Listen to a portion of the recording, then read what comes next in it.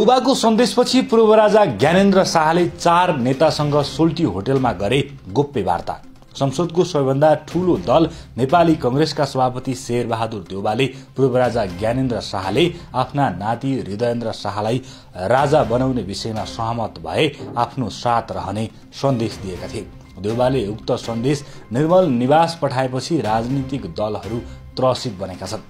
देउबाको सन्देश लगत्तै पूर्व राजा शाह भने गोप्य छलफलमा जुटेका छन्। काठमाडौँको सोल्टी होटेलमा शाहले संयुक्त जनआन्दोलन समितिका संयोजक नवराज सुवेदी, राप्रपा अध्यक्ष राजेन्द्र लिङ्गदेन, राप्रपा नेपालका अध्यक्ष कमल थापा र राष्ट्रिय शक्ति नेपालका प्रमुख केशर बहादुर विष्टसँग लन्च मिटिङ गरेका छन्।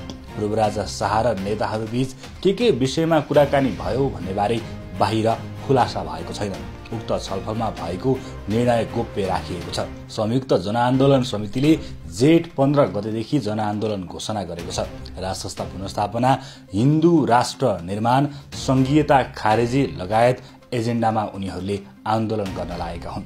यसअघि पूर्व राजा शाह 12 दिनसम्म नगरकोटमा बसेर राजावादी नेताहरूसँग भेटवार्ता गरेका थिए भने वैशाख 5 गते राप्रपाका 7 जना नेताहरूसँग निर्मल निवासमा लन्च मिटिङ गरेका थिए।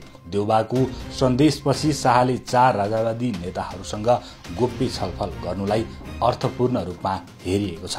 शाहले नाति हृदयेन्द्रलाई राजा बनाउन पनि मन्जुर हुने धेरैको आकलन छ। देउबाको सन्देशपछि राजावादी आन्दोलनले अर्कै रूप लिएको छ।